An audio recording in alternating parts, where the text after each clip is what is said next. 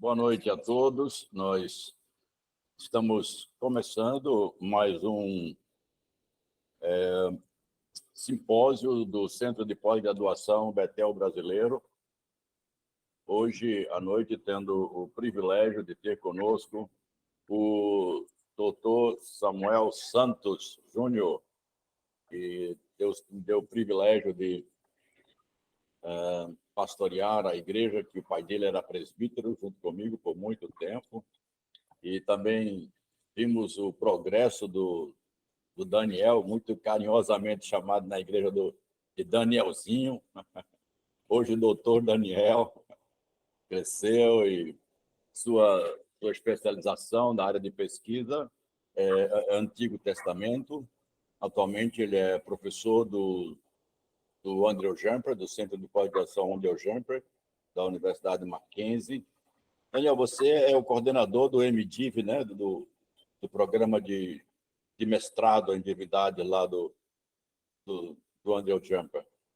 Mas, além de tudo, o que me chama a atenção na vida do Dr. Daniel é a sua simplicidade, a sua humildade, apesar da sua vida acadêmica reconhecida, com pós-doutorado, e um homem de Deus. Então, nós vamos orar por ele agora, vamos orar também pelo Gentil, para que o Senhor nos abençoe nesta noite. E agradecemos a aquiescência, né, do nosso irmão Dr. Daniel, de estar conosco, participando. Depois ele vai dizer qual é a proposta do tema, o que é que ele vai abordar. Se tiver alguma informação a mais que o Daniel queira colocar, ele é autor de livros, um excelente livro que ele escreveu sobre Jó, integridade apesar de tudo, né? Então, muito bom, muito utilizado por muitos irmãos na igreja como uma ferramenta de ensino. Precioso livro. Vamos orar. Obrigado, Senhor Deus, por mais uma noite que o Senhor esteja, pelo teu Espírito, abrindo as nossas mentes e corações para aprender um pouco mais com o teu servo, que o Senhor habilitou, capacitou ao longo do tempo, e ele tem ministrado na vida e sido um instrumento da tua graça em várias formações diversas das pessoas que buscam conhecer mais das tuas palavras para servir melhor o teu reino. Pedimos também ao Senhor pela vida do teu servo Gentil, pela sua família, pelo momento difícil que ele agora vive, mas que não está ausente da consolação nem da presença do teu Santo Espírito. Que o Senhor console, que o Senhor traga conforto, que o Senhor nos faça ver aquilo que o Senhor tem prometido para nós, vai muito além das estruturas desta vida. Louvado seja o nome do nosso Senhor Jesus Cristo, agora e sempre. Amém. Daniel, a palavra é sua. E muito obrigado, então. Eu agradeço o convite, agradeço também a intermediação aí do reverendo Sérgio Lira, que me conheceu realmente quando era criança, e eu também tive o privilégio de conhecê-lo andando com as pernas, né? Eu o conheci antes do acidente lá em Cuiabá. Posteriormente, encontrei-o no Congresso de Lausanne, em 2010, estávamos lá juntos, ele era o coordenador de uma mesa e eu de outra, e coincidentemente ou não, ele estava na mesa do meu lado. Então foi um privilégio, né? Depois de tanto tempo, Deus nos levou para rumos diferentes e nos encontramos num evento tão importante como aquele. E é bom ver Deus usando pessoas diferentes em áreas diferentes, mas é bom ver, né, amigos crescendo e sendo usados por Deus numa era quando muitos homens e mulheres, por razões que nós desconhecemos, se tornam presa fácil do inimigo e caem em desgraça no ministério, na vida acadêmica. Então, é bom ver pessoas prevalecendo pela graça de Deus, né? Então isso é bom, é um testemunho, especialmente para os mais jovens, para ver a maneira como algumas pessoas caminham e permanecem firmes. Então, eu agradeço, é uma área que me interessa muito falar sobre a Era Salomônica. Essa é uma das áreas que, geralmente, quando eu começo a falar, alguém tem que mandar parar, porque é muita coisa, é um interesse muito grande, mas eu selecionei aqui um recorte dessa palavra minha, que tem a ver, então, com o que eu tenho chamado, né, o método evangelístico de Salomão. Tá? Eu não conheço muitas pessoas que têm escrito nessa área ou que têm usado dessa ferramenta, mas eu tenho trabalhado bastante e visto, de uma certa forma, a surpresa que algumas pessoas manifestam quando eu falo do método evangelístico de Salomão. E a primeira reação que eu tenho é: eu nem sabia que Salomão evangelizava, muito menos que ele tinha um método. Então, a palavra desta noite é uma tentativa de adentrar um mundo para algumas pessoas desconhecido, porque, de fato, lida com uma faceta de Salomão que não é muito tratada. E, inicialmente, eu gostaria de dizer que o trabalho de Salomão, a obra, a produção literária de Salomão, por meio da graça de Deus, é uma das únicas, não é a maior e nem a menor, é uma das únicas literaturas da Bíblia que teve um acesso mais fácil e mais amplo fora de Israel. Nós lemos, por exemplo, no primeiro livro de Reis, no capítulo 4, a partir do versículo 29, quando há um relato rápido sobre a pujança da literatura salomônica, e ali é dito que vinha reis de todos os lugares da terra para ouvir o que Salomão tinha para dizer. Então, isso não é algo que você verá a respeito de nenhum outro autor da Bíblia.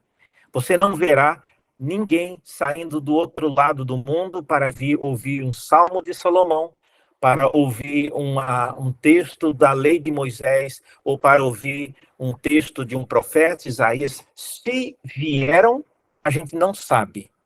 Mas a Bíblia faz questão de relatar, e com ênfase, de que a vida de Salomão, os seus escritos, tiveram um impacto muito grande fora de Israel. Vocês que já devem ter visto ou mencionado ou lido alguma coisa sobre o Alcorão, vocês devem saber que há apenas 2 personagens bíblicos que aparecem no Alcorão. Um deles é Abraão e o outro é Salomão. E Salomão aparece exatamente a cena em que ele interage com a rainha de Sabá, especificamente isso. De modo que Salomão é uma pessoa que teve uma abrangência muito grande no mundo antigo. E eu costumo dizer que a literatura sapiencial, que na Bíblia são os livros de Jó, Provérbios e Eclesiastes, essa literatura é uma literatura que já foi preparada desde o nascedouro para ser uma literatura de fácil acesso para pessoas que não eram da fé israelita. Ou seja, traduzido para a linguagem de hoje, seria como um panfleto evangelístico para o mundo antigo.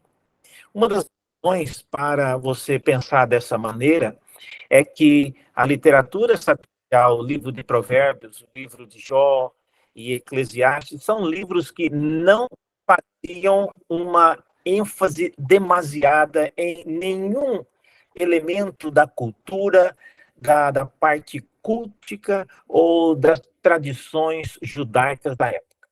Você lê, por exemplo, o livro de Provérbios, você não vai encontrar nenhuma referência, não são poucas ou muitas, nenhuma referência a eventos que são importantes. Por exemplo, a formulação da lei com Moisés, a história dos patriarcas, os salmos, a vida dos profetas, absolutamente nada disso aparece na literatura sapiencial. Ao ponto de, às vezes, nós pensarmos que é um livro realmente estranho, mas isso é proposital. num desses artigos que a coordenação irá passar para vocês, aí eu falo sobre isso. É providencial, foi uma estratégia de Deus usar Salomão para ter uma abordagem diferente, uma abordagem que fosse capaz de atingir pessoas que estivessem fora de Israel.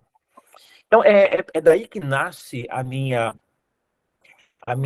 tese de que a linguagem de Salomão, o modo como Deus usou aquele homem, foi capaz de atingir rincões do mundo antigo que nenhum outro profeta, nenhum outro salmista, nenhum outro escritor do Antigo ou do Novo Testamento teve uma abrangência durante o seu tempo.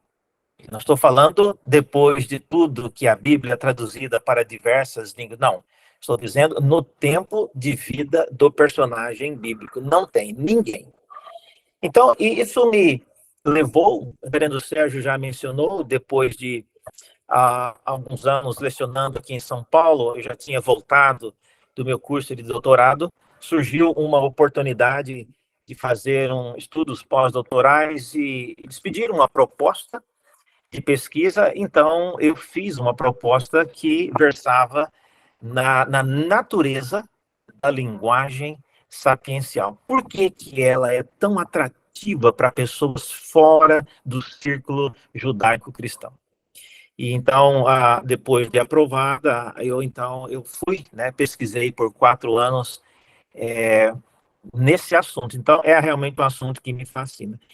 E como esse é um estudo, essa é uma palestra que eu estou dando, para uma escola de teologia, eu gostaria de fundamentar e firmar aqui as minhas conclusões e as minhas asseverações em relação a um texto. E é bom que vocês até já podem amarrar um pouco daquilo que eu estou falando com pressuposições bíblicas. Eu queria chamar a atenção de vocês para o texto de 1 Reis, capítulo 10, no versículo 1. Nós vamos caminhar esse texto apontando algumas coisas, há muitas dicas que são ditas aí desse texto que podem nos ajudar a ver algumas coisas interessantes sobre isso.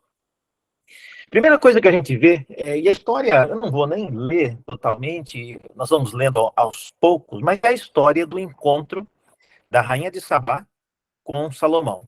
E esse encontro tem diversas coisas que mostram a influência, a perspicácia e a eficácia da linguagem salomônica ou da linguagem sapiencial no mundo antigo. Então, o texto no capítulo 10 de 1 Reis diz que, tendo a rainha de Sabá ouvido a fama de Salomão com respeito ao nome do Senhor, veio prová-lo com perguntas difíceis. Tem várias coisas aqui nessa simples, essas primeiras palavras aí. Se você estiver com a sua Bíblia de papel ou digitar, anotando, e sublinha aí pelo menos 3 frases. A primeira delas é fama de Salomão. Nós vamos trabalhar sobre isso.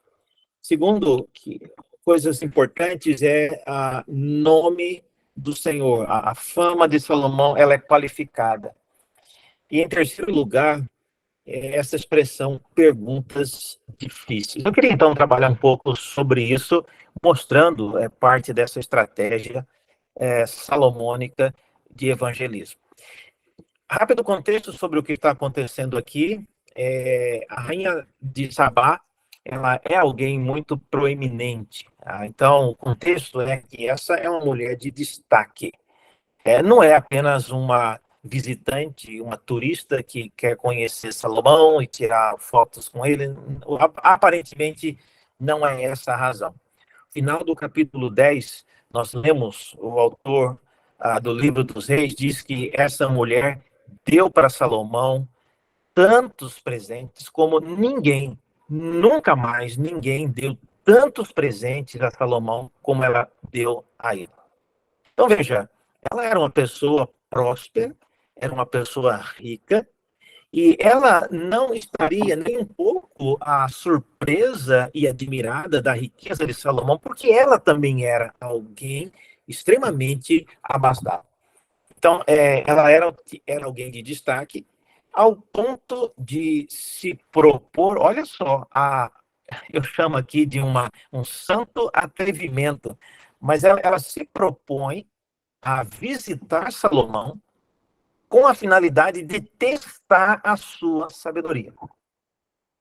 Salomão não era alguém que precisava de nenhum tipo de credenciamento de uma agência internacional de sabedoria, o que aparentemente ela era, porque ela se viu, né, no direito ou até com a liberdade de sair, atravessar a viagem que a rainha de Sabá fez, se os historiadores estão corretos, foi uma viagem de mais ou menos 1.600 quilômetros. Então, não foi uma viagem, né, uma passeadinha no final de semana. Isso foi uma grande jornada. Então, ela era alguém que tinha uma posição de destaque. E quem quer que fizesse uma viagem naqueles dias, como ela fez, seria objeto de extrema curiosidade das pessoas nos locais por onde ela passava. Portanto, esse é um ponto importante. Segunda coisa sobre o que está acontecendo aqui é que a posição geográfica de Sabá, possivelmente no extremo sul, era possivelmente alguns dizem que é onde hoje seria a região da Etiópia. É possível então que a rainha de Sabá tenha vindo daquela região. Inclusive, nesse grupo de estudos pós-doutorais, tinha um colega que era da Etiópia, e ele me ajudou bastante, mostrando que na Etiópia, há muitos locais que dizem ter sido o local onde a rainha de Sabá viveu. Se você digitar no Google, especialmente no Google Maps, a palavra rainha de Sabá em inglês, né, Queen of Sheba, você vai encontrar vários restaurantes com esse nome, várias casas de festa com esse nome. Então tem muita coisa com o nome, né, da rainha de Sabá na Etiópia, porque há sim uma lenda de que ela viveu lá, de que ela morou lá. De qualquer forma, a vinda dela dessa região certamente trouxe muita curiosidade. Em terceiro lugar, sobre contexto também, é a logística de uma pessoa como a rainha de Sabá vindo até Jerusalém. Se você olhar na sua Bíblia aí, no versículo 2, fala que ela chegou em Jerusalém com uma grande comitiva. Tá? A palavra comitiva aí no hebraico, inclusive, é possível que seja exército. É bem possível que envolvesse as duas coisas. Por ser rainha, ela não deveria andar sem proteção. Então, a chegada dela e também a viagem dela deve ter sido algo que tornou-se notório em toda a região naqueles dias. Então, foi meio que providencial. A viagem dela para Jerusalém foi quase que uma peregrinação arrecadando, né, pessoas curiosas, simplesmente para ver onde a rainha de Sabá, aonde ela iria. Portanto, a logística dessa viagem já foi, em si, um grande movimento evangelístico, trazendo pessoas curiosas para conhecer e observar o que havia acontecido ou qual era o interesse dela em ir a Jerusalém.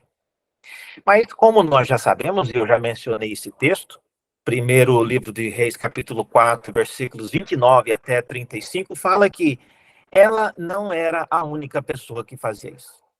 E aqui vai uma palavra para aqueles que gostam de dizer que o Antigo Testamento é um livro extremamente machista e patriarcal, que não dá espaço para nenhuma manifestação do pensamento de uma mulher. Olha só, de todos os reis masculinos, de todos os reis que visitaram Salomão, a Bíblia dedica apenas uma amostra. E essa amostra não é de um rei, é de uma rainha. Então, é interessante que a Bíblia tenha gastado tempo para descrever em detalhes como foi a visita dessa mulher. Então, isso coloca em evidência, então, essa personagem bíblica que se tornou muito conhecida na história, não só na história bíblica, mas na história ao redor do mundo. Não recomendo, mas assim, a título de curiosidade, de conhecimento, há muitos escritos no mundo árabe, oriundos, né, do interesse do Alcorão, da Rainha de Sabá, que são muito interessantes, assim, lógico, não são verdades, mas mostram simplesmente o fato de mencionar já é importante. Por exemplo, há um relato de isso na tradição, né, islâmica, falando que quando a rainha de Sabá teve o interesse em conhecer Salomão, ela teve interesse porque ela, em seu palácio, um pássaro encantado teria falado com ela a respeito de Salomão e ela teria enviado algum emissário para verificar se Salomão realmente existia. E depois disso, ela resolveu, então, fazer a viagem para chegar e, talvez, prová-lo com perguntas difíceis. E chegando lá, diz o relato na versão, né, da tradição islâmica, que ela chegou no Palácio de Salomão e havia algo que parecia uma camada muito fina de água no palácio. E ela achou que aquilo era um espelho e ela levantou o seu vestido para não molhar. E ao fazê-lo, as pessoas que estavam ali naquele palácio observaram que ela tinha as pernas, né, eram muito cabeludas, como se fosse a perna de um animal. E, posteriormente, investigada a situação, descobriram que ela era metade mulher, metade ela era um animal. E essa é uma tradição que já mistura com uma divindade chamada Lilith, que é associado, né, com uma divindade com muito pelos, e Salomão, isso tudo que eu estou dizendo, gente, é uma lenda. A Bíblia não fala nada sobre isso, mas só para vocês verem como que a história cresce. Mas, segundo essa tradição, é dito que Salomão teria pedido para que as suas servas fossem depilá-la completamente, que ele não ia receber alguém no seu palácio com a perna de animal e o corpo de uma mulher. E após ter feito isso, ela então concordou em jantar com ele. E na ocasião, é sempre bom dizer que todas essas histórias terminam num romance. Não é o caso da Bíblia, mas no caso dessas tradições terminam. E Salomão teria proposto a ter uma noite com ela, e ela recusou, e ele então fez um desafio. Se ela subtraísse alguma coisa do palácio dele, então ela teria que pagar dormindo com ele. E ela achou isso muito fácil, porque ela era uma rainha, não tinha nada, não precisava de nada do palácio. Salomão, isso na história, Salomão então pediu que carregasse o tempero da janta, e à noite ela sentiu muita sede, ela saiu dos seus aposentos procurando uma água, e ela encontrou um canto, ela tomou a água. Salomão, de quem era a água? Era minha, então você se apropriou de alguma coisa que era minha. E aí a história diz que ela acabou tendo uma noite, né, com Salomão, e dessa noite nasceu uma pessoa chamada Menelik. E esse Menelik nasceu lá na Etiópia, e nasceu com os olhos claros, com o cabelo cacheado. Perguntado para a mãe quem é meu pai, ela falou: seu pai é Salomão, o rei de Jerusalém. E ele quis conhecer o pai, viajou para Jerusalém, e chegou lá, ficou encantado com as coisas e ficou muito fascinado. E Salomão disse a ele que pede qualquer coisa que você quiser, eu vou te dar. E o Menelik pediu nada menos que a Arca da Aliança. E Salomão falou: mas isso eu não posso te dar, mas eu posso fazer uma réplica exata de como é a arca, você leva a réplica. E ele então recebeu a réplica, e no dia que ele saiu, diz o relato, ele foi lá e trocou a réplica pelo original e levou o original para a região chamada Etsum, né? É uma região da Etiópia. Inclusive, relatos mais recentes, acho que uns 5 anos atrás, acho que alguma dessas emissoras sensacionalistas falaram que, né, encontraram a Arca da Aliança, mas na verdade encontraram umas pedras sobre as quais a Arca da Aliança, que esse Menelik teria levado para a Etiópia, sobre a qual ele colocou. Tudo isso mostra o quanto a vida, a obra e os feitos de Salomão acabaram permeando várias culturas. Isso é importante, irmãos, porque ainda que falando de maneira errada, ainda que aumentando o relato, é importante que a gente pelo menos considere uma coisa: as pessoas falaram de Salomão, especificamente desse episódio que nós estamos tratando. Isso mostra então que o trabalho dele foi um trabalho que teve uma abrangência muito grande. 3 pontos que eu queria, então, ou 3 ingredientes do que eu chamo aqui, né, do método evangelístico de Salomão. Primeiro deles é a fama. Vocês viram aí no texto que nós lemos? É dito que o que motivou aquela mulher sair de onde ela estava, deixar o conforto da sua casa e ir até a cidade de Jerusalém, foi por causa de ter ouvido a fama. Tá? A expressão aí para fama no original é algo que realmente estava sendo falado, é o zum, zum, zum a respeito disso. Parece que ela não aguentou. Ela quis ir verificar quem é esse Salomão, quem é essa pessoa que os seus provérbios permeiam aqui a minha região. Todo mundo está falando de Salomão. Eu quero ver se realmente ele é a pessoa que os outros dizem que ele é. Então, veja, havia uma fama. E é por causa dessa fama que o interesse por aquilo que Salomão fez acabou levando pessoas, como nós vimos no texto, mencionamos no texto de Reis 4, 29 até 35, 20 pessoas de todos os lugares. Então, esse é o ponto. Salomão tinha uma fama, Salomão tinha uma maneira de cativar as pessoas com aquilo que ele escrevia e aquilo que ele fazia, que se tornava notícia em rincões muito além da cidade e do território nacional do povo de Israel. Portanto, isso é importante. E olha, fama é algo bastante sutil, porque nem sempre eu e você temos controle da fama que nós temos.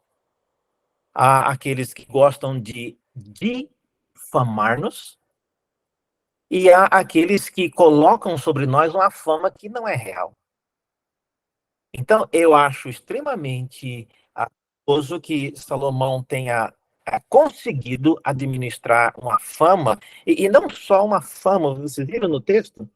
Que a fama era com respeito ao nome do Senhor.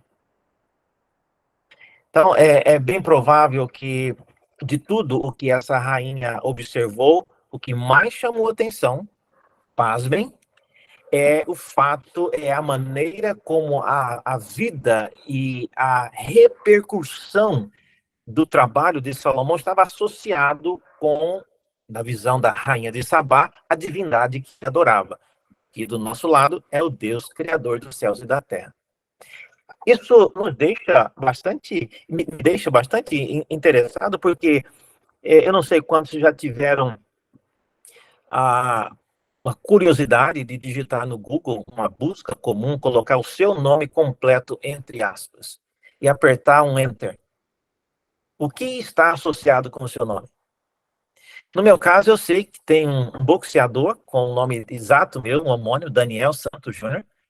Tem um diplomata na região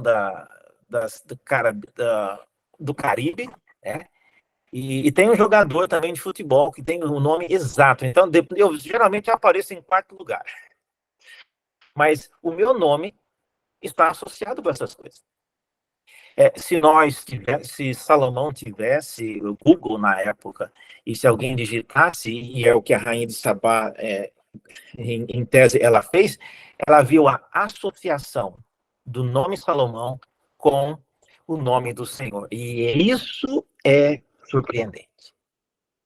Ser alguém famoso, ser alguém que era rei, ser alguém que tinha uma fama é muito difícil. Você controlar o modo como as pessoas veem e olham para você e manter essa associação com o nome do Senhor. Se você está com a sua Bíblia de papel aberta aí, ou seja lá como for, se você passar, olha só o capítulo 11 de 1 Reis, nós estamos no capítulo 10. Se você passar para o 11, no capítulo 11 já é a triste situação descrevendo a corrupção moral e religiosa de Salomão. Então, eu tenho certeza que se a rainha de Sabá tivesse visitado Salomão nessa fase da sua vida, certamente ela não teria saído de lá com a impressão que ela teve da associação da fama de Salomão com o nome do Senhor. Porque ela teria visto o modo como Salomão corrompeu-se e ele buscou e ele serviu, né? A expressão hebraica lá é que ele buscou, né, a divindade Astarote para seguir. Não foi apenas um interesse histórico ou interesse mais pela estética, não. É dito que ele seguiu esse Deus. Então, certamente, isso foi num período anterior. Então, mas nesse momento, a fama de Salomão é algo que fez com que pessoas viessem até Jerusalém para conhecer. Então, esse é o meu primeiro ponto naquilo que eu tenho chamado o método evangelístico de Salomão. Havia um trabalho prévio de divulgação. Havia um trabalho de semear princípios e provérbios que foram usados para cumprir esta finalidade. E, ao fazê-lo, eu não estou dizendo que Salomão, por meio dos provérbios, ele apresentava o evangelho, não é isso.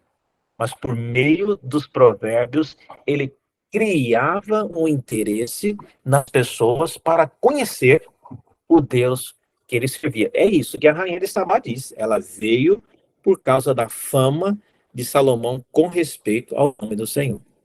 Então, fama é algo importante.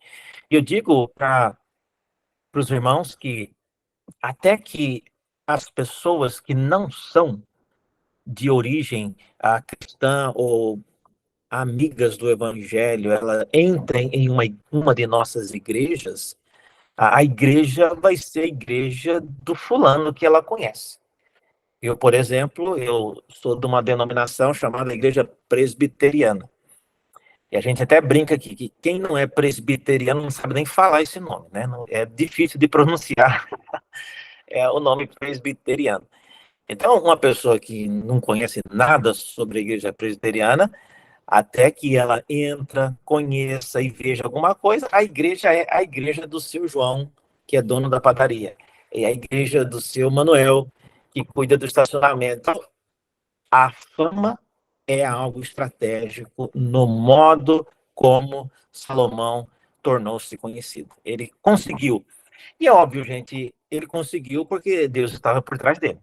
Não estou falando que foi algo que marqueteiros da sua época deram em seu favor. Não, isso é parte daquilo que Deus fazia por meio dele. Então, a fama é um trabalho prévio que preparou pessoas para vir e conhecer. Tá? Esse trabalho prévio, então, não foi feito em relação aos escritos de Moisés, no Pentateuco, nem a respeito de nenhum dos profetas. Isso porque a linguagem profética era admoestações dirigidas a um público específico que merecia receber o castigo de Deus. Então, não fazia sentido pegar admoestações que eram dirigidas à sociedade de Jerusalém e dirigi-la a qualquer outra sociedade. Então, inicialmente, isso não faria sentido. Então, a fama de Salomão é um ponto importante eu falo mais sobre isso no artigo que eu mencionei aí. Mas esse é o primeiro ponto. O segundo ponto nessa estratégia de Salomão é o teste. Salomão se permite ser testado. Salomão não é uma pessoa que chega com a agenda, ele determina o que ele quer falar, e alguém já mencionou isso, em um dos meus artigos eu falo sobre isso. O tipo de interesse que nós desenvolvemos sobre determinados temas teológicos acabará ou afastando ou aproximando pessoas de nós. É muito comum você encontrar pessoas que estão super empolgadas com algum tema, mas que ninguém tem interesse sobre aquele tema. O que vai acontecer é que as pessoas que não têm interesse no tema não vão querer nada com aquilo.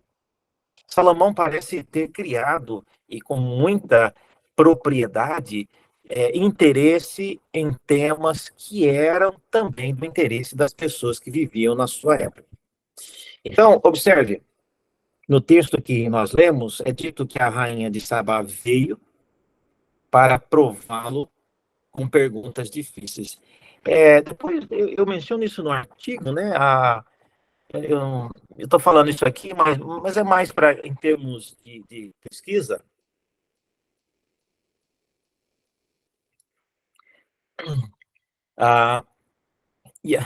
Alguém já mencionou isso, né? Abrindo um parênteses,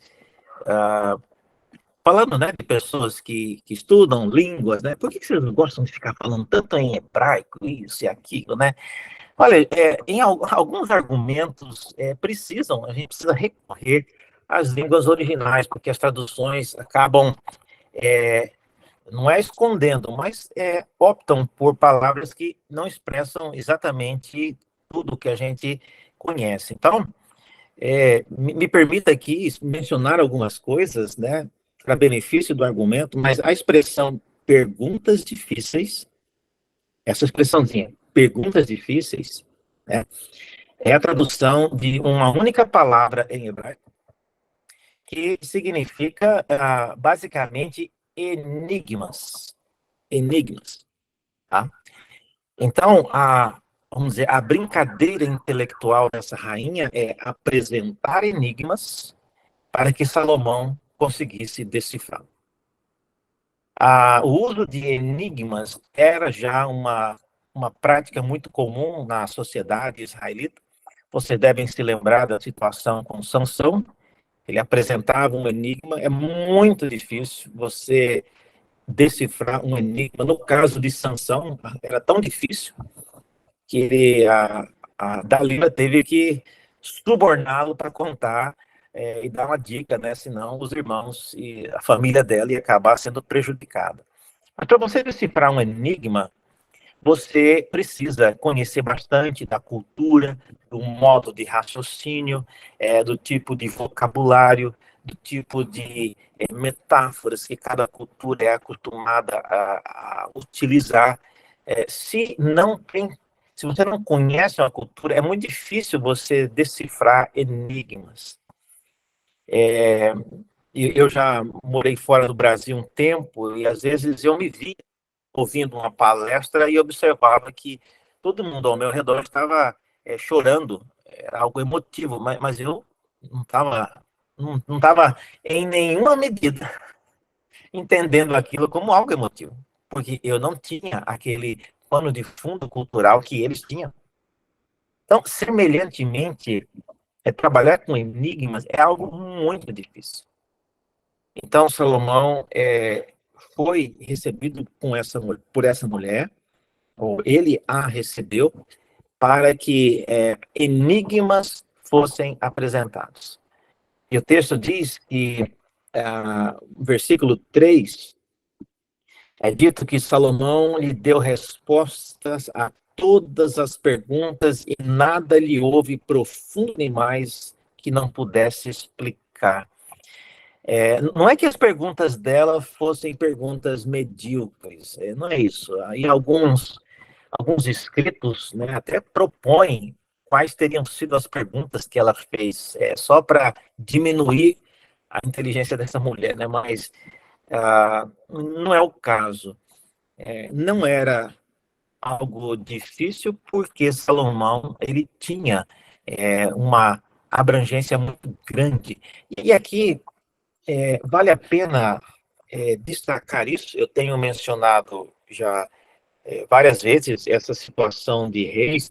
Eu gostaria de convidá-lo a dar um pulinho rápido ali no primeiro livro de Reis, no capítulo 4, a partir do versículo 29.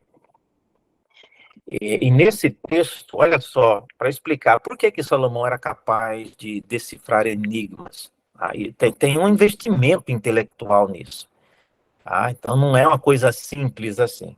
Mas primeiro livro dos Reis, capítulo 29, capítulo 4, versículo 29, é dito que Deus deu a Salomão sabedoria, grandíssimo entendimento, larga inteligência como a areia que está na praia.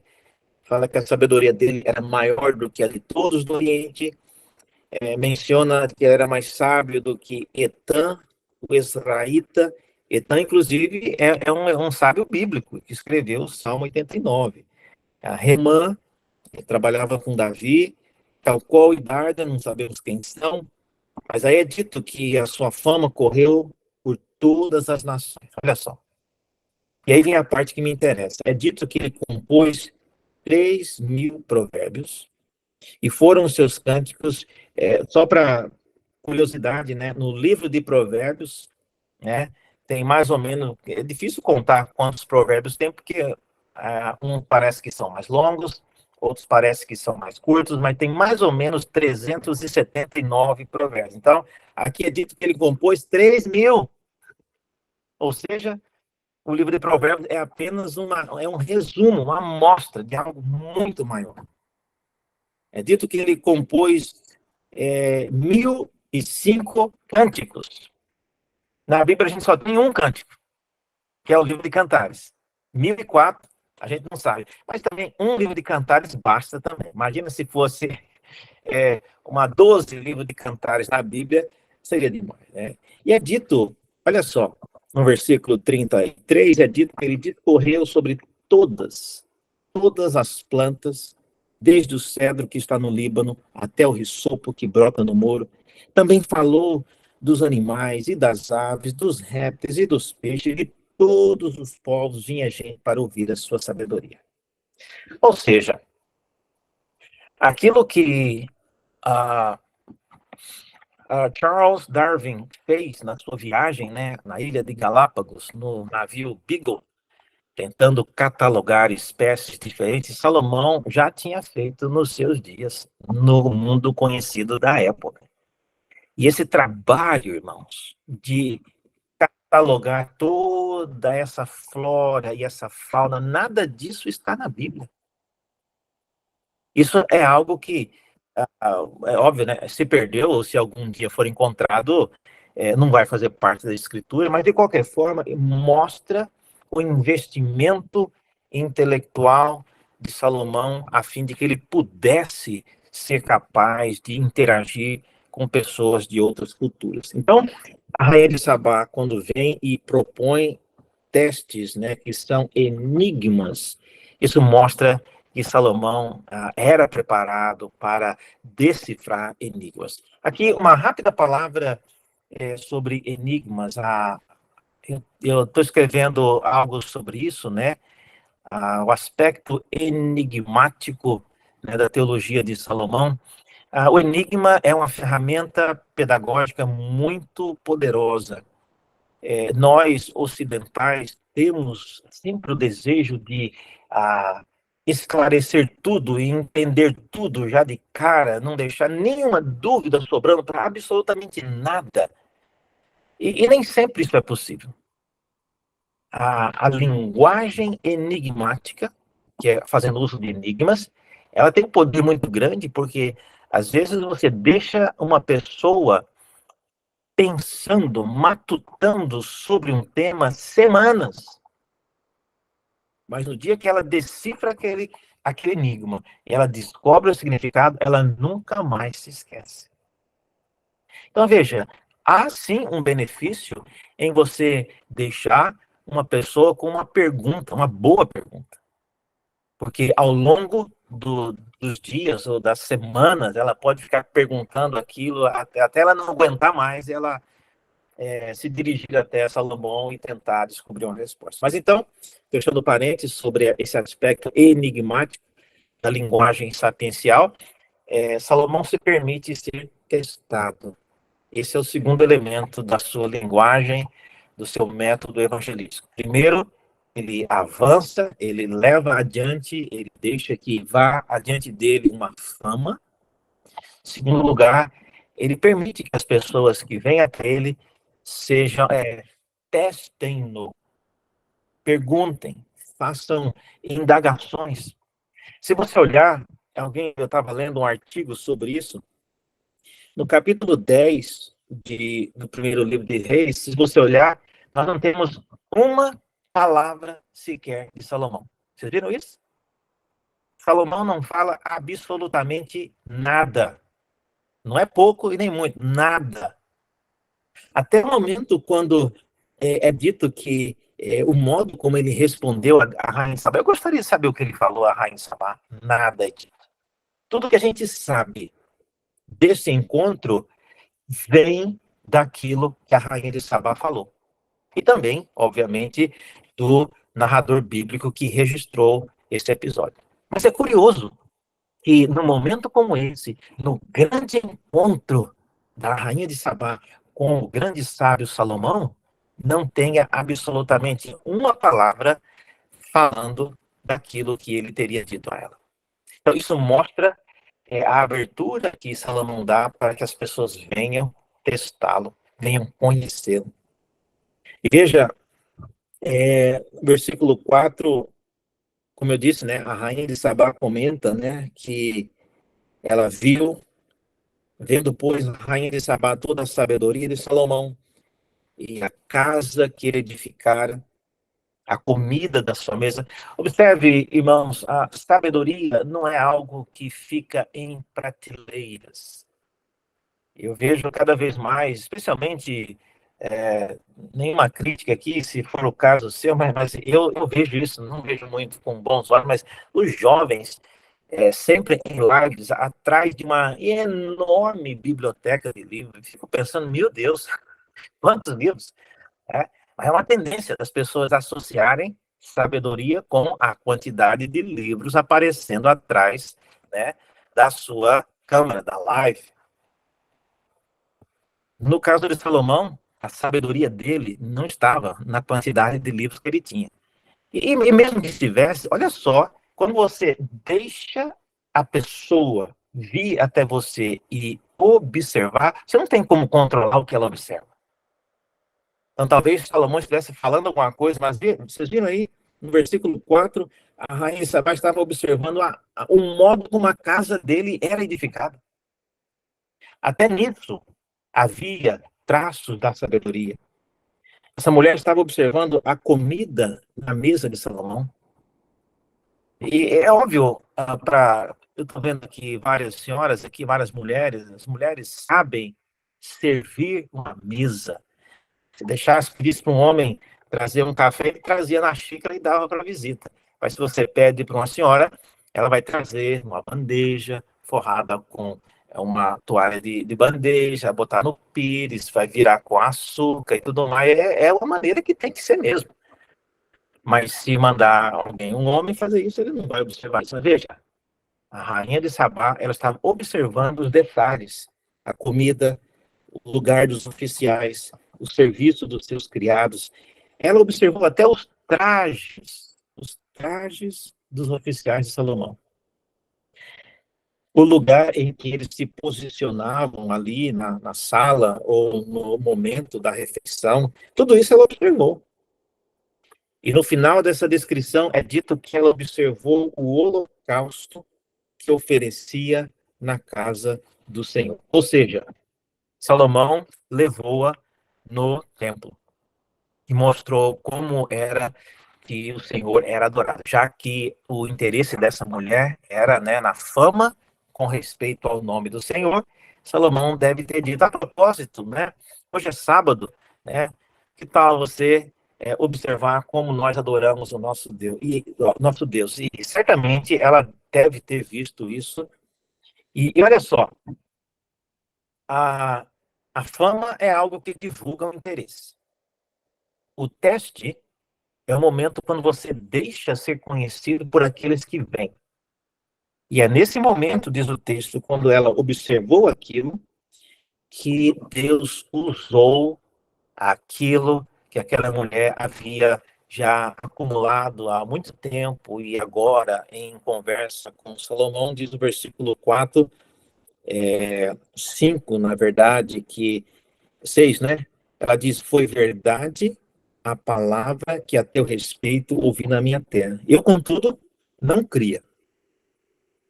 Eu acho que tem muitas pessoas hoje que estão nesse estágio da Rainha de Sabá. Conhece muita coisa sobre teologia reformada, sobre evangelismo, sobre missão, sabe? Conhece muita coisa, só que não crê. E o que realmente importa? É o que a gente conhece, e olha, tem muita gente que conhece. Eu fico abismado. Tá? A quantidade de pessoas que vivem, né, consumindo tanta informação e criam, né, vários meios de divulgar aquilo que eles sabem, mas será que nós já chegamos nesse ponto que a Rainha de Sabá diz que ela conhecia essas coisas, mas não cria? Até, diz o texto, até que ela veio e viu com seus próprios olhos. A experiência de ter ouvido aquilo que Salomão falou, preste bem atenção no que eu vou dizer agora.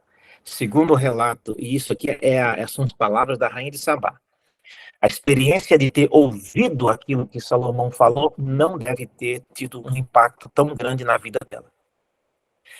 Não há nenhum comentário da parte dela dizendo eu fiquei boquiaberta ao ouvir aquilo que o grande sábio Salomão falou. Não, ela não mencionou nada disso.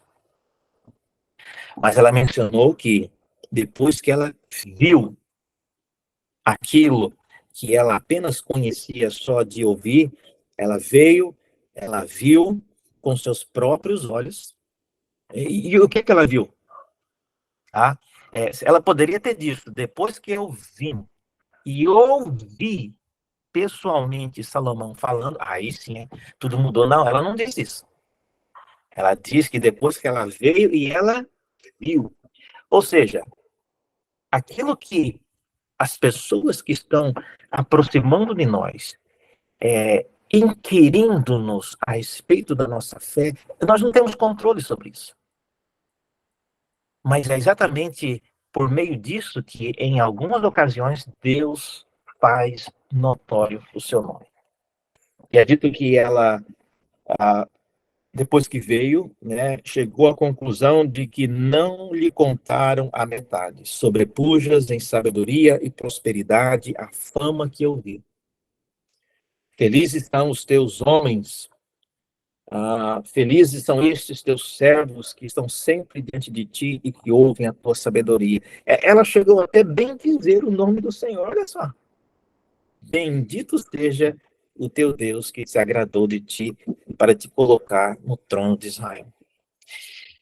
Isso, irmãos, me leva então a um terceiro ponto, que é, se você não está disposto a se tornar alguém acessível, a ter comunhão com aqueles que você investem para o evangelismo, é melhor que nem inicie. O evangelismo requer um trabalho, sim, de divulgação, no caso, a fama de Salomão, requer um trabalho de você expor-se e deixar ser indagado pelas pessoas, mas, acima de tudo, foi aquele momento de Salomão e a Rainha de Sabá tendo ali um banquete, comendo e deliciando-se com os finos manjares ali, e observando a arquitetura, observando os detalhes da vida particular de Salomão. Foi isso que fez a maior diferença. Deus parece ter utilizado a intimidade, a vida particular daquele homem para mover aquela mulher numa direção a ser alguém interessada, não apenas por Salomão, mas, sobretudo, interessada no Senhor. Em Mateus, no capítulo 12, versículo 40, o Senhor Jesus falando, né, com escribas e fariseus, dizendo que ele não ia dar mais nenhum sinal, exceto o sinal de Jonas. Ele fala de Jonas e, na sequência, ele menciona a rainha de Sabá. Mateus 12, 42, ele diz, olha, da mesma maneira que a rainha de Sabá, que veio dos confins da terra, e aí confins da terra parece que é longe mesmo, né? Veio dos confins da terra para ouvir da sabedoria de Salomão. Ele diz, eis aqui quem é maior do que Salomão, e vocês estão ainda duvidando, pedindo sinal a respeito do que eu estou falando. E Jesus diz que a rainha de Sabá se levantará no dia do juízo para condenar a geração de pessoas como a terra. Então, se alguém de vocês tem interesse em conhecer a rainha de Sabá, ainda há expectativa. Ela estará no dia do juízo, ela aparecerá para julgar pessoas hipócritas como os fariseus dos dias de Jesus. Então, essa abordagem de Salomão é uma abordagem que permitia, em primeiro lugar, então, que uma fama corresse adiante dele. Segundo elemento, permitia que ele fosse aberto para ser testado, e não uma pessoa que sai para evangelizar com as perguntas prontas. Você sabe o dia que você vai morrer? Você sabe o que acontecerá quando você morrer? Bom, tem muita gente que nem sabe e não quer pensar nisso também. Salomão, ele deixava ser indagado. E olha, irmãos, eu temo que o nosso evangelicalismo e a nossa igreja tem tentado se munir sempre de respostas prontas e as melhores possíveis para todo tipo de pergunta que uma pessoa que não é temente a Deus possa ter. Mas será que nós estamos dispostos e interessados em ouvir o que as pessoas querem saber de nós? A rainha de Sabá veio para fazer perguntas difíceis para Salomão. Ele poderia ter dito, olha, ou você venha para ouvir o que eu tenho que falar, mas se vem só para fazer pergunta, eu não quero recebê-la. Tá? Ou você vem para ouvir, ou então você não precisa vir. Então, essa parece-me ser uma estratégia bastante proveitosa e que teve um impacto muito grande naquilo que Salomão fez. Tá? Isso aparece não só nessa experiência aqui no primeiro livro de Reis, no capítulo 10, mas isso aparece também, especialmente no livro de Provérbios. Eu queria chamar a sua atenção agora para Provérbios, no capítulo 22. Abra lá comigo, Provérbios.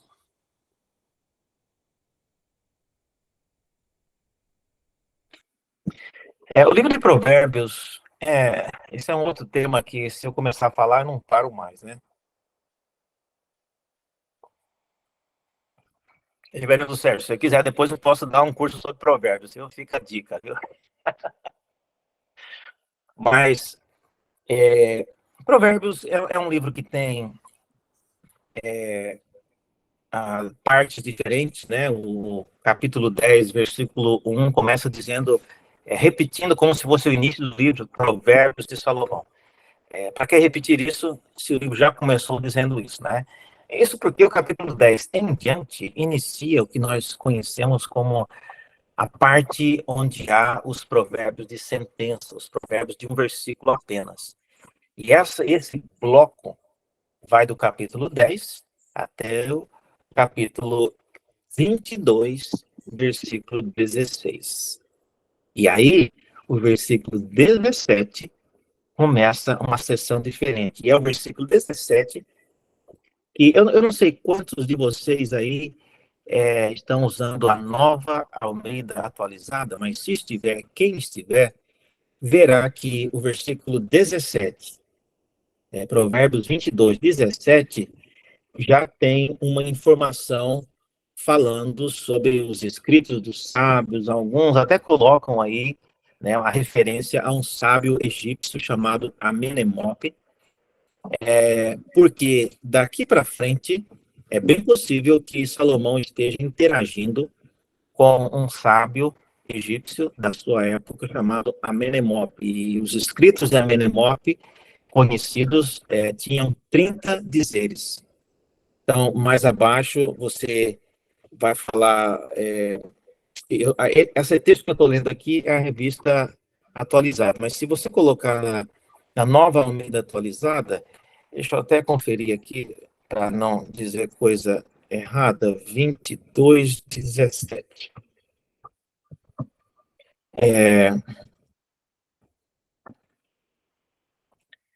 Exatamente, tá vendo? Na Nova Almeida atualizada, o capítulo 22, no versículo 20, vai dizer o seguinte: por acaso não lhe escrevi 30 provérbios? Tá vendo? Essa informação não está na revista atualizada. Na revista atualizada diz: porventura não te escrevi excelentes coisas?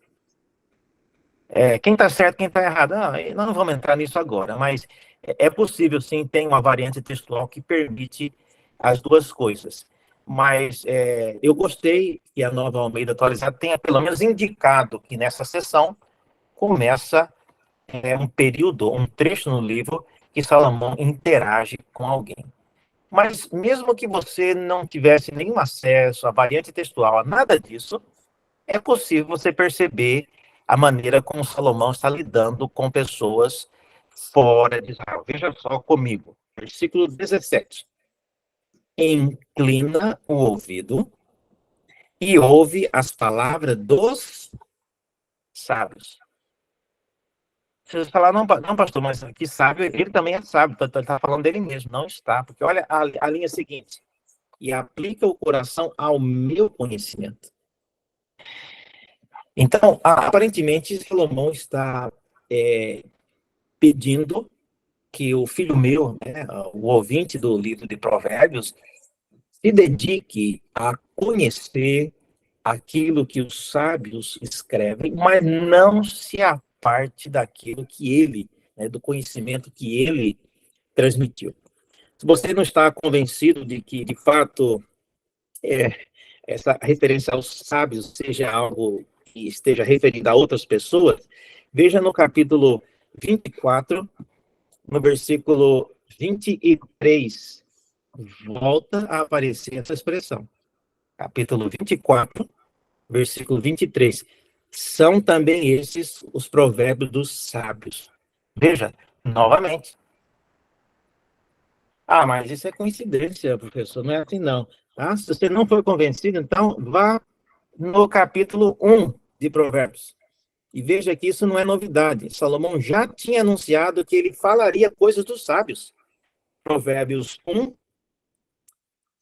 no versículo 6, ele já tinha anunciado, que a gente às vezes passou despercebido, mas ele falou que os provérbios tinham a finalidade para ajudar as pessoas a entenderem provérbios e parábolas e as palavras e enigmas dos sábios. Veja, ele já tinha dito isso no prefácio.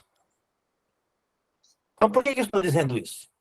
Estou dizendo isso porque o livro de Provérbios, então, é um livro que foi feito abrindo a oportunidade para que pessoas que não eram israelitas pudessem contribuir num livro. E olha só, nós estamos falando de um livro inspirado, irmãos. Mas o capítulo 30 de Provérbios, você verá que é um livro que tem uma participação de uma pessoa chamada Agur. E ele é indicado como sendo de uma região chamada Massá, Tá? E no capítulo 31, novamente, tem um outro que se chama Lemuel, o outro que não é do povo de Deus. Tá? E no caso do Lemuel, ainda é mais grave, porque o que ele está falando é dito que ele aprendeu com a mãe dele, ou seja, já era um conhecimento que foi passado, né, de pais para os filhos. Então, qual é a importância disso? Qual é a razão de nós enfatizarmos essa abertura que Salomão deu? Essa abertura permitia que pessoas que não eram de uma tradição judaico-cristã, ou no caso, na época do Antigo Testamento, apenas judaico, tivesse interesse em usar Salomão como a porta de entrada. Veja, Salomão, ele não declara todo o desígnio de Deus. Salomão não prega o evangelho como nós vemos nos evangelhos. Mas Salomão é uma porta de entrada. Salomão é uma ferramenta que Deus usou para levar o conhecimento de Deus a locais que em nenhum outro momento na história do Antigo Testamento nós vemos, como nós vimos aqui, pessoas vindo de todos os lugares. Reis de todos os lugares vinham para ouvir da sabedoria de Salomão. Isso é algo extraordinário. E é extraordinário por quê? Porque em nenhum outro momento na história, como eu já disse e repito, ninguém veio para ouvir sabedoria de Moisés, nem de Davi, nem de nenhum profeta. Mas de Salomão eles vieram. Então, esse é um ponto importante. E para concluir essa ênfase, né, nessa estratégia salomônica de tornar, né, o conhecimento de Deus conhecido ao redor do mundo, é importante dizer, irmãos, que Salomão, ou a sabedoria que Salomão comunicou, ela era maior do que ele. A sabedoria de Salomão foi muito além dele. Eu convido você para olhar comigo no capítulo 25 de Provérbios. Capítulo 25 de Provérbios, versículo 1. Você verá uma anotação dizendo que são estes também os provérbios de Salomão, os quais transcreveram os homens de Ezequias, rei de Judá. Olha, isso é curioso, por quê? Ezequias está séculos depois de Salomão. Então, isso significa, no mínimo, já de cara, fica claro que o livro de Provérbios, como nós temos hoje na Escritura, não é um produto de Salomão. Deus usou outros homens de Deus, talvez até os homens de Ezequias, para dar o fechamento final no livro. Isso faz sentido porque Salomão, no final da sua vida, como nós vemos aqui no capítulo seguinte, né, primeiro livro dos Reis, capítulo 11, ele acaba se corrompendo, e ele fez isso quando ele já era velho. Então, é bem possível. Eu não sei se eu quero levantar essa lebre, né? Vou ter que correr atrás dela, né? Mas eu defendo que Salomão tenha terminado a sua trajetória sem ter dado nenhum vestígio. A Escritura não registra em nenhum momento que Salomão teria se arrependido daquele período de idolatria e de corrupção moral e religiosa. O único capítulo nas Escrituras que fala da corrupção de Salomão é o capítulo 11 de 1 Reis. Nenhum outro lugar fala mais sobre isso. E naquele capítulo é dito que o Senhor o confrontou por 2 vezes. Diferente do caso de Davi, que o Senhor Deus mandou Natã, no caso de Salomão, Deus foi pessoalmente e falou com ele sobre isso, dele se corromper e dele buscar adorar outros deuses. E ele não recusou, ele não aceitou, ele não voltou atrás. E no mesmo capítulo fala que Deus levantou inimigos para combatê-lo. E no mesmo capítulo encerra dizendo que Salomão, que o Senhor matou Salomão. Ele morreu por causa daquilo. E aí vem o famoso fechamento dizendo: quanto aos mais atos de Salomão, por acaso não estão escritos? No caso dos outros reis de Israel, tinha o que é chamado, por acaso não estão escritos nos livros dos reis de Israel? No caso de Salomão, não. Tem um livro dedicado a ele. Por acaso não está escrito no livro da história do rei Salomão. Infelizmente, nós não temos acesso a esse livro para saber o que aconteceu depois.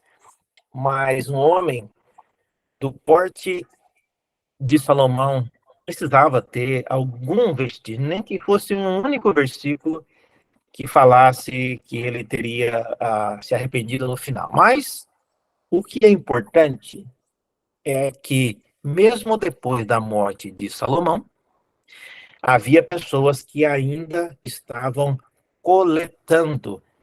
A expressão hebraica que é transcrevendo pode significar tirando de um local e colocando em outra. É isso que é transcrever. Você pega, copia de um local para outro. Mas por causa da quantidade de provérbios que o autor de Reis mencionou, cerca de 3.000 provérbios, é bem possível que essa transcrição tivesse também um trabalho de seleção, para que ali ficasse alguns provérbios, e de fato o capítulo 25 em diante são símiles morais, e são provérbios que têm alguma relação com a vida, né, no palácio e coisas assim. Então, a conclusão que a gente chega, é o método evangelístico de Salomão. Tornou o nome do Senhor conhecido, tornou o nome do Senhor mais conhecido do que o próprio Salomão, de modo que, mesmo depois que ele morreu, e caso ele tenha morrido em pecado ou não, não faz diferença. Ele teve um período de abandono, né, do Senhor. Veja, abro parênteses, eu não estou dizendo que Salomão não foi salvo, que ele foi para o inferno, nada disso. Ninguém sabe do destino de ninguém. Não estou dizendo nada, né? Longe de mim falar que Salomão não era eleito, ou que ele foi para o inferno. Não, eu não tenho capacidade de dizer essas coisas. Estou dizendo que a trajetória moral e religiosa de Salomão é uma trajetória que deixou, né, é uma queda, sem dúvida. E hoje em dia, quando alguns líderes evangélicos caem, caem junto todos aqueles que admiravam, que faziam parte do fã-clube. Então, é importante que a gente entenda isso. A linguagem e a estratégia salomônica era maior do que ele. E vamos olhar, e eu guardei para esse momento, uma olhada rápida na linguagem utilizada para descrever o que aconteceu com Salomão nesse período. Abra comigo, por gentileza, no capítulo 11 do primeiro livro dos Reis. Veja os termos que são utilizados.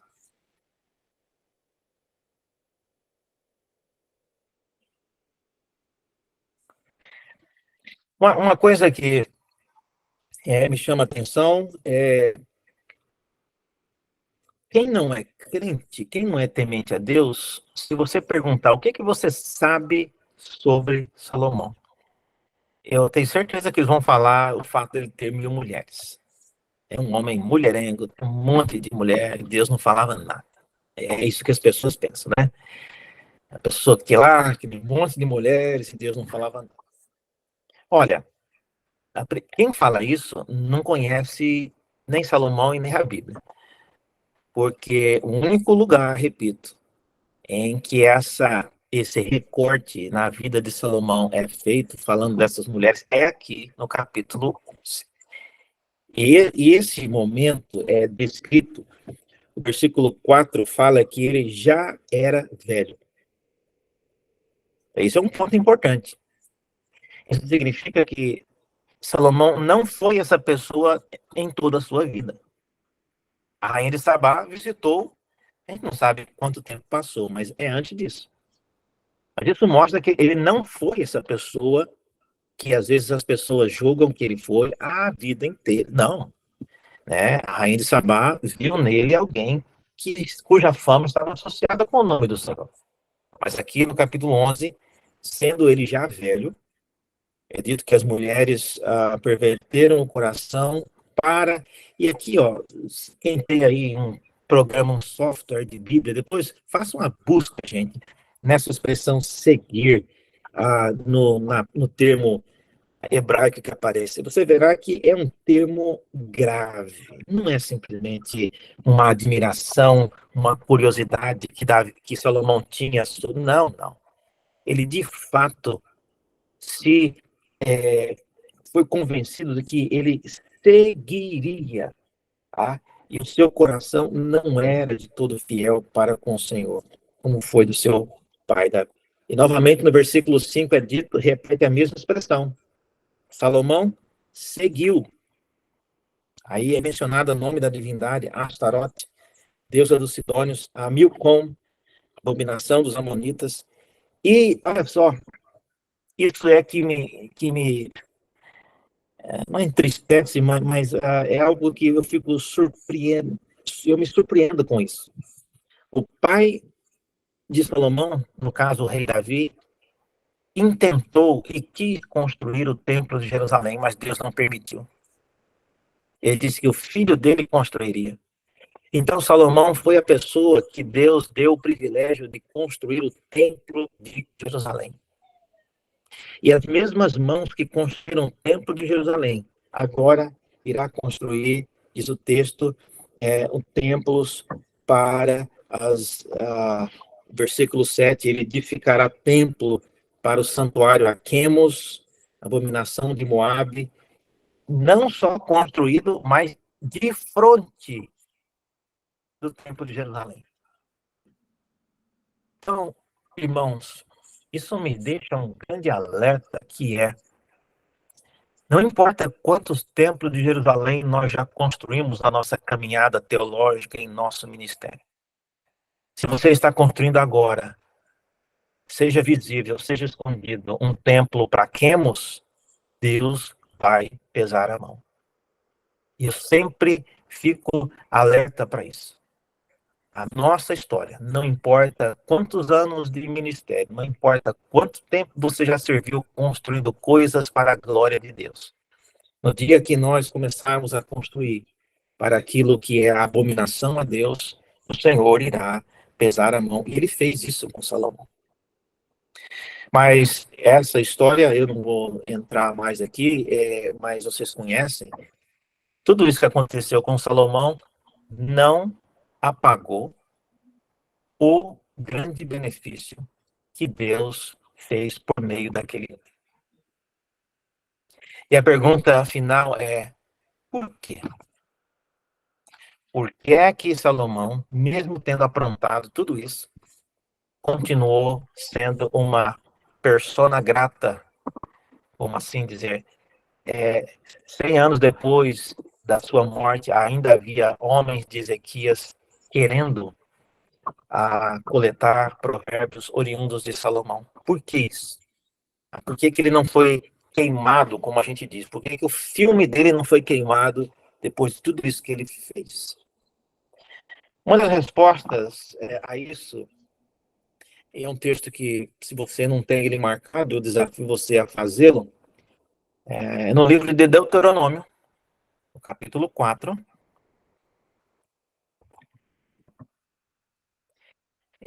Aquilo que Salomão fez é um projeto intelectual, é um projeto de cosmovisão do próprio Deus. Não foi ideia de Salomão. Deuteronômio capítulo 4, versículo 6, o texto está falando, obviamente, vocês já sabem disso, né? Está falando de guardar a lei do Senhor. Mas olha só como que o Senhor, ainda em Deuteronômio, lá atrás, ele já fazia um projeto, uma ele fazia uma simulação do que seria alcançado por meio da obediência da lei. Ele diz assim: guardai-os, está falando dos mandamentos, e cumpri-os, por quê? Porque isto será a vossa sabedoria. Olha só. Então, sabedoria é um subproduto de uma obediência à lei de Deus. A sabedoria é por isso que em Provérbios e em outros lugares vai falar que o princípio da sabedoria é o temor do Senhor. Porque é o temor do Senhor, obedecendo à lei de Deus, que produz uma sabedoria. Agora, produz uma sabedoria de natureza internacional. Veja, fala que será a vossa sabedoria e vosso entendimento perante os olhos dos povos. Quem está dentro de Israel não vai ver como sabedoria, mas a sabedoria oriunda da obediência à lei é uma sabedoria que é preparada para atingir os de fora. Os de fora, os povos verão e ouvirão esses estatutos e dirão: certamente este grande povo é gente sábia e inteligente. Ou seja, desde o princípio, Deus já tinha o plano de fazer com que a sua lei fosse cumprida de tal maneira que pudesse gerar uma geração de pessoas, como foi o caso de Salomão, para mostrar a maneira sublime e multiforme da sabedoria de Deus, de modo que pessoas de todo mundo viria para conhecer a respeito da sabedoria do Senhor. Então, isso é surpreendente e mostra o interesse que Deus tinha em outros povos. Tá? Há muitas coisas que, num desses artigos aí que eu escrevi, eu acho que nesse elementos propíncos e distintivos da literatura sapiencial, eu mencionei aqui essa pessoa que está cuidando da comunicação e marketing, ele tem esse artigo, vocês já postaram, enfim. Nele eu dou vários exemplos de como Salomão fez uso, né, de ideias e de metáforas que eram conhecidas no mundo antigo para comunicar-se com mais eficácia no meio daquela geração. Resumo, concluindo a nossa palavra, então. O método evangelístico de Salomão é um método baseado na lei de Deus.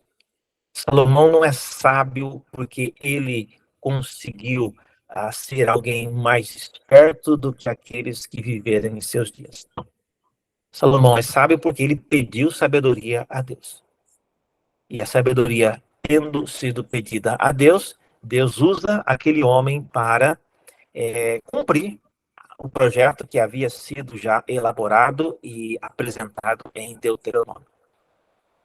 Então, o modo, irmãos, como Deus usa, então, a igreja, como ele usa a nossa geração para testemunhar do evangelho numa geração cada vez mais aversa ao evangelho, cada vez mais cética e cínica a respeito das coisas oriundas da palavra de Deus, é por meio do modo como a nossa sabedoria se sobressai diante, né, da geração que nós vivemos.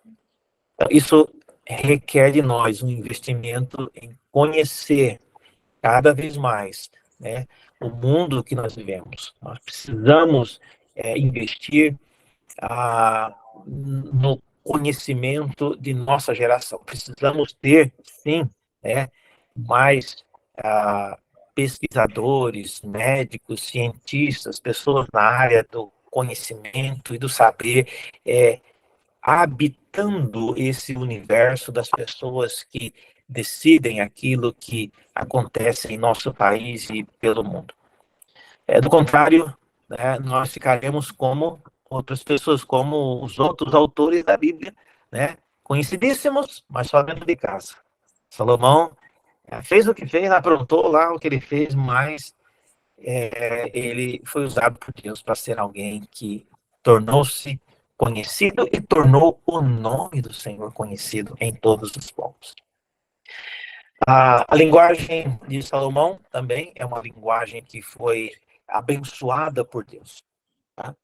É tema de outra palestra, mas vocês devem se lembrar que quando Salomão pediu sabedoria a Deus, lá no livro de Reis, Deus disse que ele daria a ele não só sabedoria, mas daria a ele, olha só, daria a ele um coração como ele nunca havia dado a ninguém antes, incluindo seu pai Davi, que geralmente é falado e descrito como homem segundo o coração de Deus, mas Deus está falando que o coração que ele deu para Salomão é um coração que ele nunca havia dado para ninguém antes e nunca depois.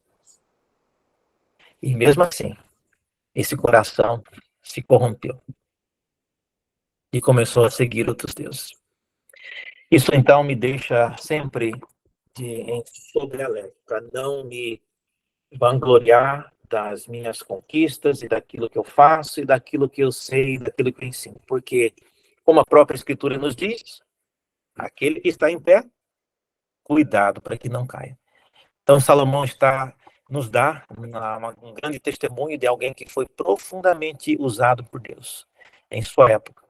Mas também nos dá um exemplo de como a nossa vida é tênue. E se não for pela boa mão de Deus nos sustentando e nos guardando, todos nós, ninguém de nós estaríamos aqui hoje para ouvir essa palestra.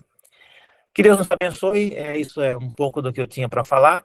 São 9h agora, e aí pode agora abrir para as perguntas. Eu devolvo a palavra para quem for moderar aí. Nós agradecemos muito ao doutor Daniel por essa palavra interessante. Nunca está assim com os olhos abertos para fazer uma ligação de missiologia com Salomão, né? Geralmente a riqueza, a bênção, templo, realidade interna, e esse aspecto desperta a gente uma ideia. Me veio até perguntando, Daniel, vou abrir aqui, depois eu vou pensar, se, por exemplo, guardando as devidas proporções, né? Billy Graham, com essa ideia de fama, etc., ele atraiu muita gente para ouvi-lo, né? E quando chegava a mensagem de Billy Graham, era uma mensagem simples da palavra de Deus, da verdade de Deus, mas não é um sermão supra-sumo, mas ele falava de verdades, né? Achei interessante isso. Quem quiser fazer perguntas, coloque lá no chat e a gente vai fazer a partir do chat, tá bom?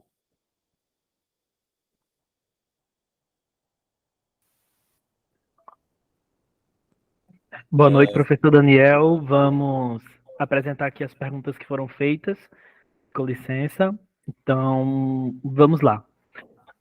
Acho que uma das primeiras perguntas que foram feitas, e muito interessante, foi se existe alguma correlação missiológica no campo da evangelização entre a vinda da rainha de Sabá e a pregação do evangelho por Filipe ao eunuco etíope, no livro de Atos. Tem alguma correlação?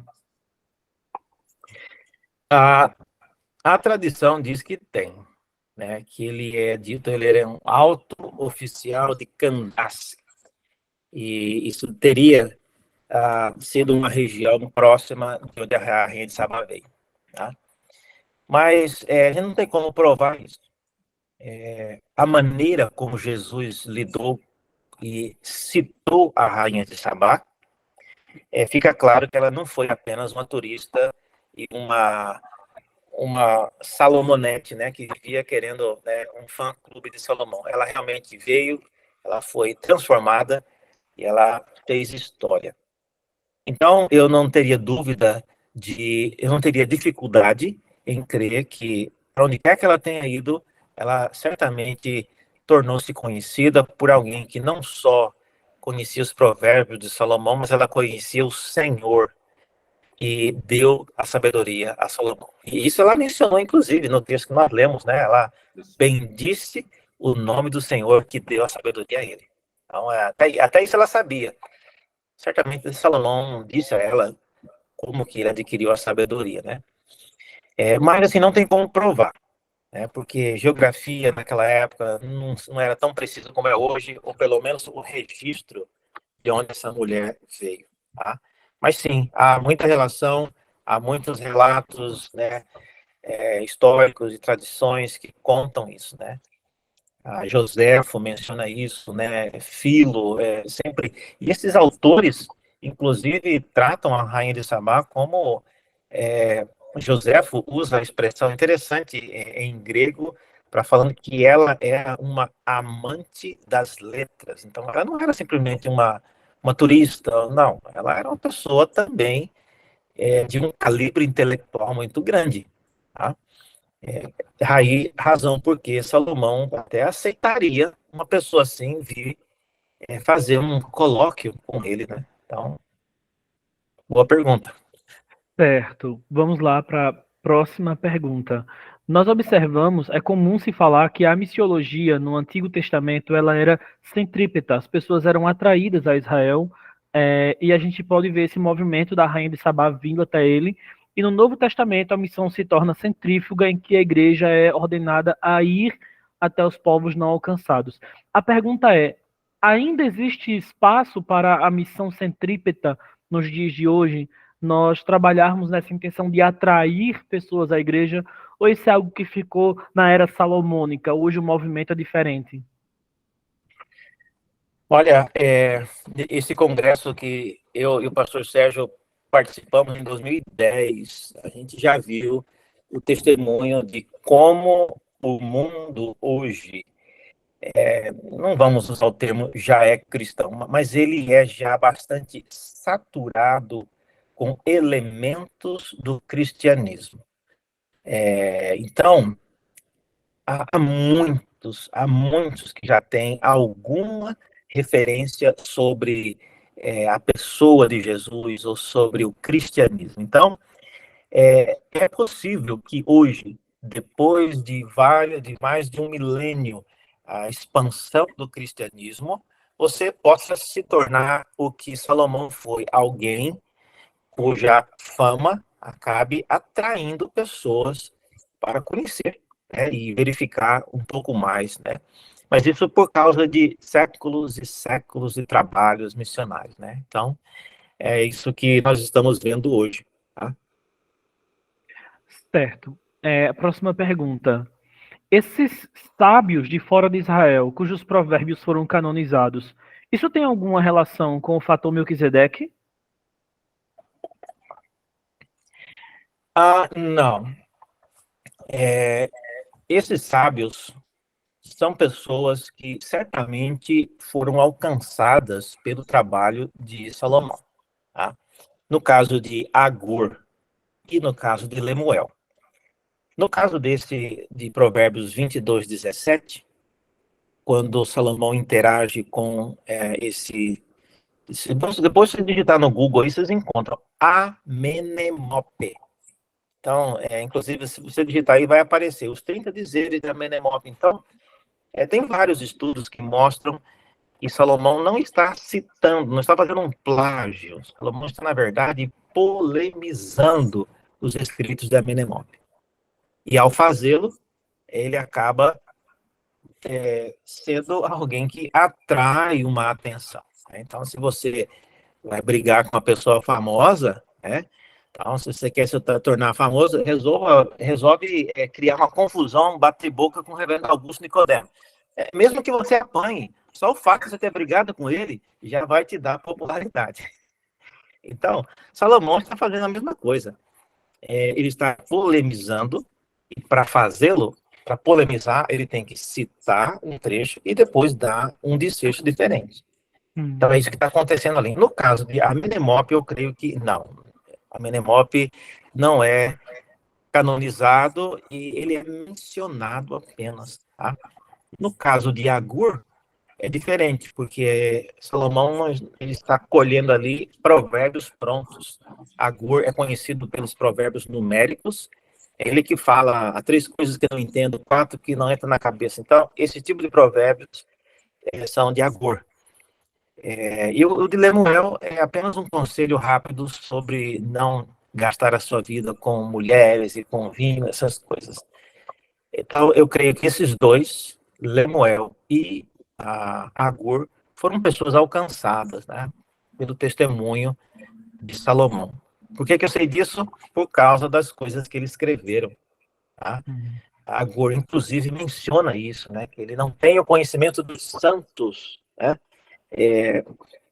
A versão em português fala não tem conhecimento do santo, no singular, e põe em letra maiúscula, mas no hebraico está no plural, né? De qualquer forma, ele reconhece que tem um conhecimento diferente, né, que ele acabou aprendendo, razão porque ele se tornou, né, participante do livro de Provérbios, né? Vamos encerrar com duas perguntas. A primeira é de fato uma pergunta dupla. A Rainha de Sabá, ela é a interlocutora do livro de Cantares com Salomão? Se sim, esse livro tem aplicações missiológicas? E um outro aluno perguntou se o livro de Provérbios tem aplicações missiológicas. A primeira pergunta não, a Rainha de Sabá não era a Sulamita. E como nós vimos, esse gênero, por que, inclusive, vocês viram que ninguém perguntou nada, mas eu não coloquei Cantares dentro dos livros sapienciais. Por quê? Primeiro, não há em nenhum momento no livro de Cantares a palavra sabedoria. Segundo, mesmo que não tivesse a palavra sabedoria, às vezes poderia ter outras palavras, entendimento, conhecimento, ou a abordagem que se faz quando se usa o termo sabedoria também não acontece. Em terceiro lugar, lá no texto de Reis, é dito que Cantares é parte de um gênero muito conhecido. Salomão escreveu 1.005 cânticos. Tá? Então, é possível que esse tenha sido o principal gênero que ele tinha. Então, 1.005 cânticos. O Cantares tem 8, tem lá é um capítulo, perdão, é um livro, né, desses 1.005 que ele escreveu. Então, é um gênero já conhecido. E eu creio que não era um gênero voltado, né, para a literatura sapiencial, mas era um gênero conhecido. Pode ser aplicado para missiologia? Olha, é difícil, viu? Cantares é geralmente aplicado para mostrar, né, relacionamento conjugal. Há uma ocorrência em Isaías, no capítulo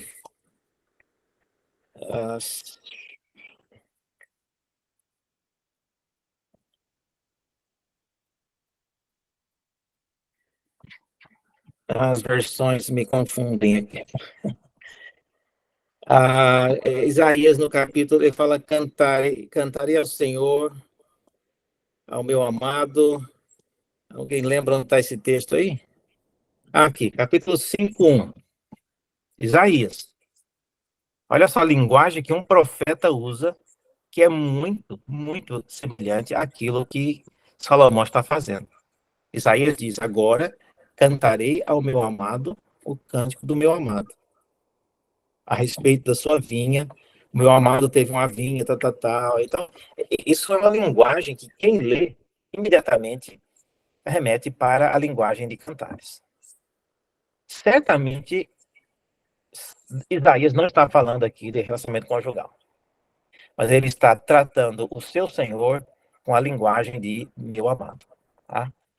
Então, é possível, então, que essa linguagem tenha sido utilizada, né, por Salomão com finalidade distinta. Então, eu acho que não é uma linguagem que fez muito sucesso, né, no mundo antigo.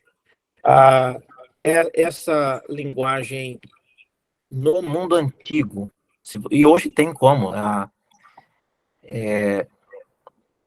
Tem um cara, eu vou escrever aqui, chamado James Pritchard.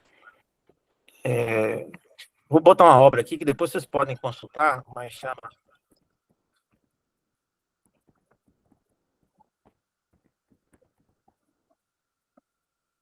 chamado...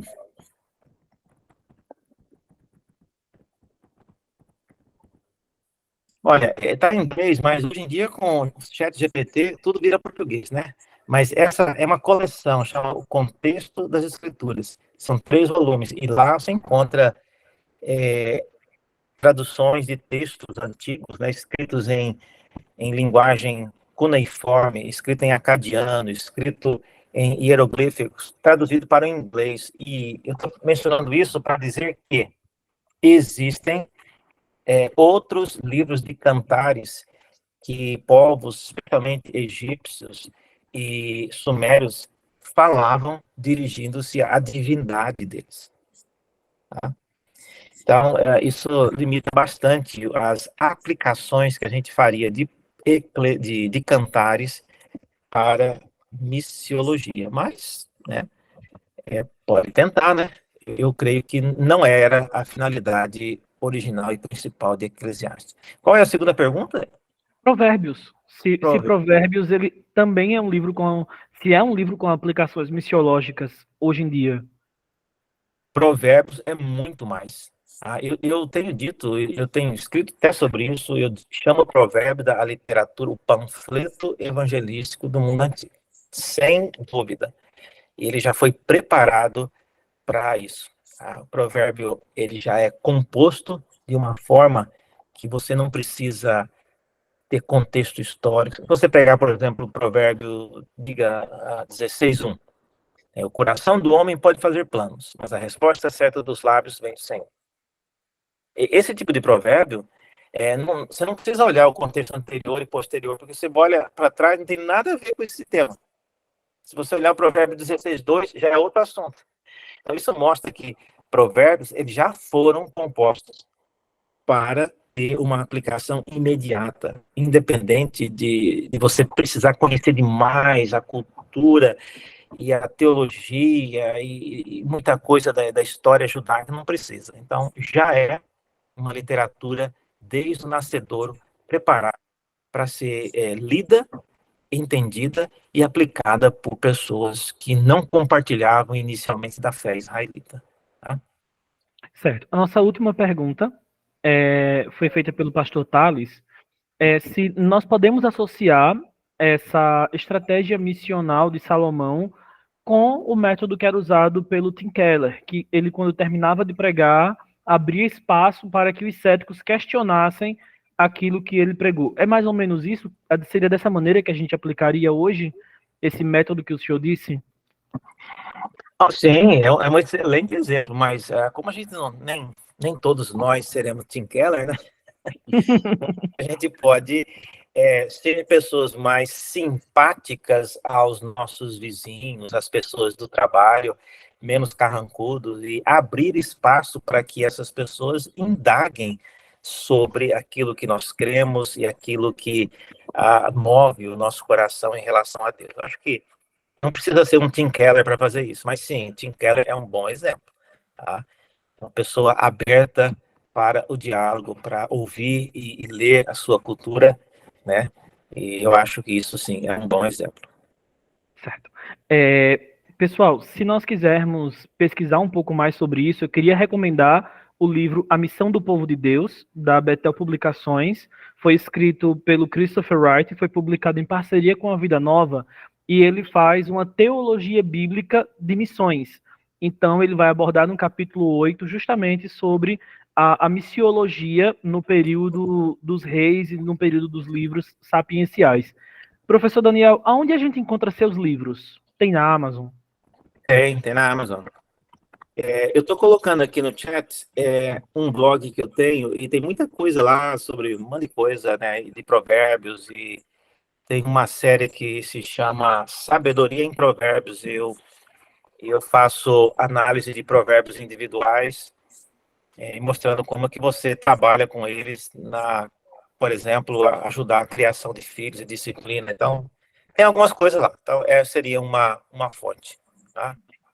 Certo. E eu termino dizendo que o conteúdo de hoje faz parte das discussões que ocorrem no nosso mestrado em missiologia, Nosso simpósio esse ano está tendo ênfase neste curso e amanhã nós vamos estar lançando uma promoção imperdível para aqueles que quiserem se matricular no mestrado de teologia durante essa semana. A gente só vai liberar amanhã, que é o último dia do simpósio, mas essa discussão ela acontece na disciplina de Teologia Bíblica de Missões, não com essa bagagem que o professor trouxe hoje, né? O professor hoje foi extraordinário, mas nós discutimos esse assunto também lá. Então, se você deseja se aprofundar em como a missiologia aparece em toda a Escritura, o nosso mestrado em missiologia vai tratar sobre isso. Professor Sérgio Lira, termino aqui minha participação. Queremos agradecer de coração o tempo dedicado para nós, do Dr. Daniel, e, sem dúvida nenhuma, trouxe para vocês umas reflexões entendendo esse aspecto cristocêntrico das Escrituras. A gente olhar para o VT não como uma coisa tão distante de nós, mas aprender que ali nós vamos encontrar também já esses aspectos do Senhor Deus dando para nós um vislumbre do que seria maior, né? Então, eu creio que até um fato de Daniel me permita fazer essa ampliação, de que o movimento para a visão centrípeta, a igreja precisa sim ser uma vitrine, um showroom do reino de Deus, né? O mundo tem que olhar para a igreja e dizer assim: eu queria uma vida assim, eu queria uma coisa assim, eu queria ser pai assim, eu queria ser um marido assim, eu queria ser um profissional assim. E a gente clericaliza muito a pregação do evangelho para dentro da igreja, onde a missão é lado de fora, mas lado de fora como exposição, assim como Salomão estava no seu reinado, mostrando as coisas dele e a sua sabedoria, e o crente obedecendo a Deus mostra a sua sabedoria. Excelente palavra, nós agradecemos bastante. Amanhã à noite temos o doutor Timóteo Carriquer, ele vai estar falando sobre a questão do ministério e da vocação, como essas coisas se juntam. Então, é um privilégio muito grande para nós e cada palestrante contribui com algo novo. Nós agradecemos você que esteve conosco aqui e pedimos que você divulgue nas suas redes sociais esse nosso encontro que termina amanhã. Quero concluir com a oração, orando por Daniel, por Renata, a sua família. Vamos orar. Bondoso Deus, nós colocamos diante de Ti a vida do Teu servo, da sua família, que tem se dedicado, tem servido ao Senhor com interesse do seu coração e buscando, ó Deus, com a Tua palavra, impactar outras vidas pela riqueza, pela beleza e sabedoria que os Teus escritos deixam para nós. Obrigado, Senhor, por esses momentos. Continua nos orientando e nos dando a oportunidade de mostrar ao mundo quem Deus é para nós, o que Cristo representa na nossa vida. Que nós sejamos esse luz do mundo, esse sal da terra, e que o Senhor nos abençoe como uma carta viva, lida e conhecida por todos. Dá-nos uma noite de paz e de descanso, em nome de Cristo. Amém. Amém. Obrigado a todos. Deus abençoe. Amém.